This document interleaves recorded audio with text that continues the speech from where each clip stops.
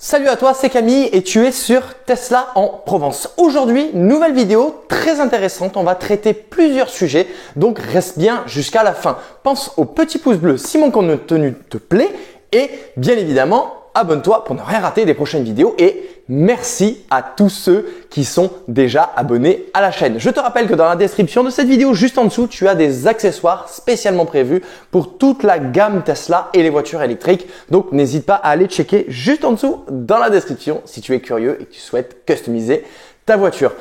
Aujourd'hui, on a plusieurs sujets à traiter, notamment le sujet le plus brûlant et pas le seul d'ailleurs parce qu'il y en a d'autres qui sont très intéressants, mais le principal est que la Tesla Model 3 a encore son prix qui est revu à la hausse. Oui, revu à la hausse de 1000 € pour toute la gamme Tesla. Donc, la Tesla Model 3 Propulsion passe à 50 990 €. Ça picote.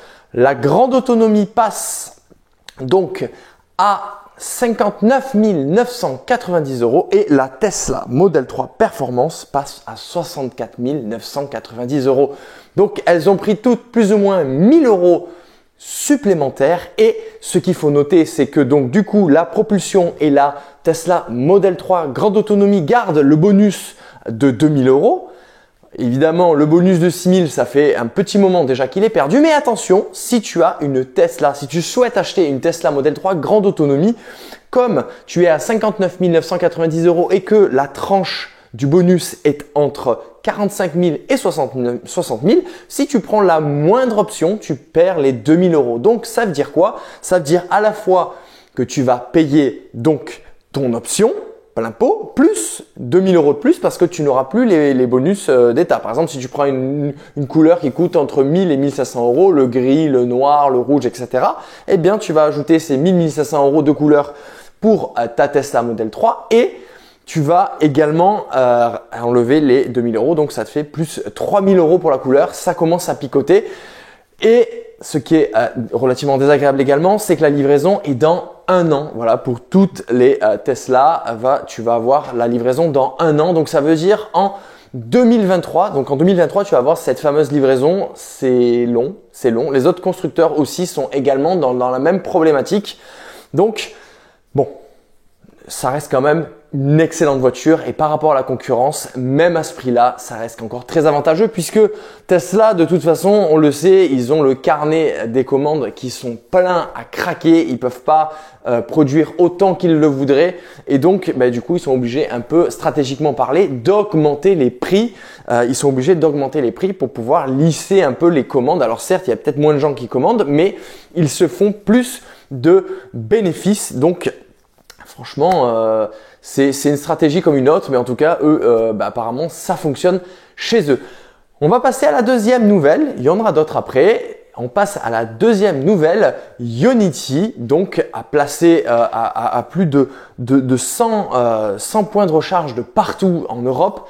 Et ce qu'il faut noter également, c'est qu'ils sont passés donc de la facturation à la minute à la facturation au kilowattheure. Donc, effectivement, ça a changé. On entendait ça depuis un moment. C'était avantageux pour les Tesla car comme elles chargent très vite grâce au préchauffement et grâce à leur bonne technologie de recharge rapide, eh bien, c'était avantageux d'être à la minute car quand on a un faible taux de batterie, eh bien, ça chargeait très vite et donc c'était avantageux. Maintenant, c'est passé au kilowattheure avec deux facturations si on n'a pas l'abonnement. Quand on n'a pas l'abonnement et qu'on charge en 50 kW, donc avec une borne Ionity 50 kW, il y en a une autre qui fait 350 kW, mais en 50 kW, ce sera 39 centimes le kilowatt.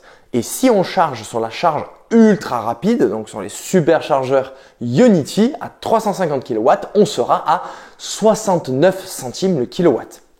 Ça commence à coûter cher. Donc, les superchargeurs Tesla, qui sont aux alentours de 40-45 centimes le kilowatt, restent avantageux pour nous, possesseurs de Tesla Model 3, Y, S, etc., etc.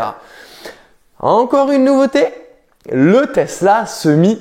Le Tesla Semi peut être enfin réservé pour la modique somme de 15 000 $. Mais ce n'est pas tout, on va développer.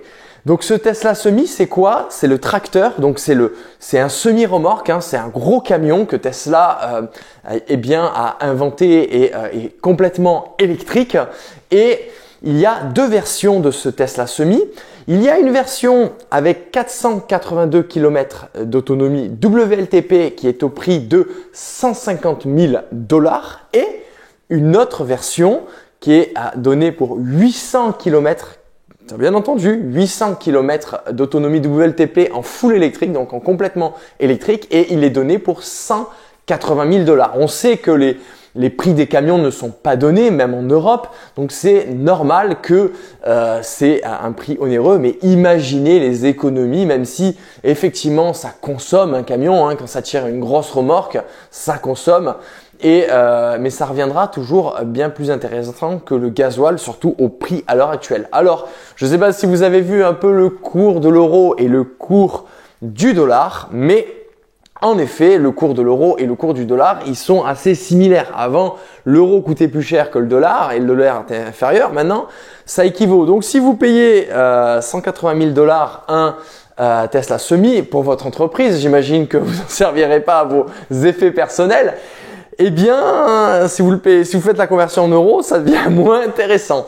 Mais bon, en tout cas, ça reste voilà, waouh, une affaire, je pense, parce que par rapport à ce que ça va proposer, ça va être juste extraordinaire. En plus, ce qu'on sait que pour les camions et les camionneurs en Europe, par exemple, il faut s'arrêter. Tous les 4 heures, 4h30, il faut faire une pause obligatoire et donc par conséquent, avec cette pause obligatoire, un camion qui roule à 90 km/h pendant 4 heures, voilà, 4 x 9, 36, il fait 360 km. La version 480 km peut être bonne pour lui car s'il part chargé de l'entrepôt et qu'il roule 4 heures et qu'il doit faire sa pause et que pendant sa pause de 45 minutes obligatoire, eh bien il recharge son camion, pas de problème.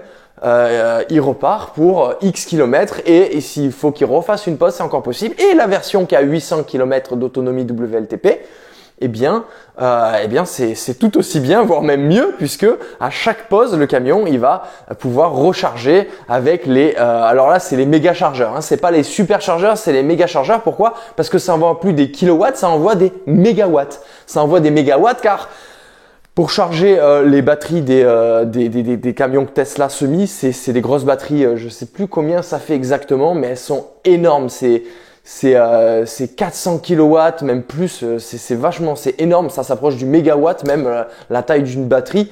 Donc un mégawatt, si je dis pas de bêtises, c'est 1000 kilowatts. Dites-moi dans les commentaires si y en a qui connaissent mieux que moi. On peut pas être parfait partout, hein. Et donc là, c'est quand même assez intéressant. Je passe encore à une news supplémentaire. Il y a donc une entreprise, des développeurs qui ont réussi à hacker une Tesla. Voilà, les Tesla, elles sont arrivées à être hackées une fois de plus par Bluetooth puisque c'est la faille la plus facile apparemment pour les hackers pour hacker une Tesla, pour la déverrouiller et pour partir avec. Et donc c'est avec le protocole Bluetooth, donc le sans fil Bluetooth. Donc faites attention avec votre Bluetooth. Après, franchement, les Tesla, elles sont quand même hyper sécurisées pour plusieurs raisons et ça m'étonnerait que vous fassiez hacker votre Tesla. Pourquoi? Et ça m'étonnerait que vous la fassiez voler. Pourquoi? Je réponds à cette question tout de suite pour deux raisons. Première raison, vous pouvez mettre un code PIN à l'écran de votre Tesla. Donc le mec qui veut hacker votre Tesla et qui la hack et qui effectivement prend le code Bluetooth pour ouvrir la voiture et pouvoir partir avec, il ne pourra pas parce que si vous mettez un code PIN qui est lié à la voiture, eh bien il est bloqué. Voilà, c'est un code PIN à 4 chiffres que vous pouvez avoir pour démarrer la voiture personnelle ou un code PIN pareil pour la boîte à gants. Hein. Vous pourrez mettre un code PIN pour la boîte à gants. Et deuxième raison pourquoi c'est pas intéressant de voler une Tesla et pourquoi vous ne la ferez pas voler et c'est pour ça que c'est une voiture très sécure, c'est que vous pouvez la suivre en temps réel. Et il y a encore une troisième raison d'ailleurs. Donc vous pouvez la suivre en temps réel. Donc ça c'est une bonne chose parce que vous pouvez savoir où elle est. Donc vous pouvez transmettre cette information aux forces de l'ordre car avec votre application Tesla, vous pouvez savoir exactement où elle est. Et la troisième chose, c'est quoi? Eh bien, on peut limiter la vitesse. On peut limiter la vitesse de la voiture grâce à l'application. On peut mettre un mode voiturier pour pas que la boîte à gants s'ouvre, etc. et que la voiture n'aille pas plus vite qu'une certaine vitesse. il y a un mode limitateur de vitesse qui est avec l'application Tesla. Donc il suffit de se connecter, on peut limiter la vitesse. Si tu mets ta Tesla à 50 km/h et que tu appelles la police, vite ta voiture va être récupérée. Donc ouais, pour se faire voler une Tesla, il faut vraiment le faire. Il faut avoir vraiment envie. Là, c'est possible. C'est pas possible. Enfin, c'est possible peut-être, mais il faut que le mec il la prenne sur un camion plateau. Mais même, qu'est-ce que je dis? C'est pas possible. Vous êtes serein avec votre Tesla. Donc là, je pense avoir traité quand même pas mal de sujets aujourd'hui, des sujets d'actualité. Je voulais te les partager. Ça me fait plaisir. Il y en aura d'autres très prochainement, bien évidemment. Je continue à garder ce rythme. Il y a des belles surprises qui arrivent sur la chaîne Tesla en Provence. Reste bien connecté. Je te garantis qu'il va y avoir des belles surprises qui vont arriver.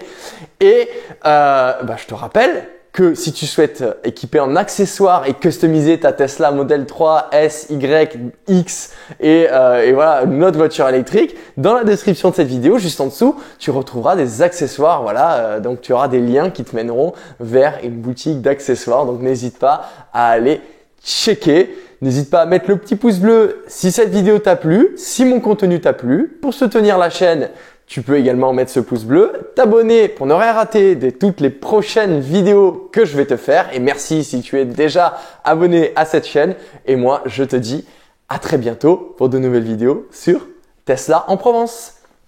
Bye bye!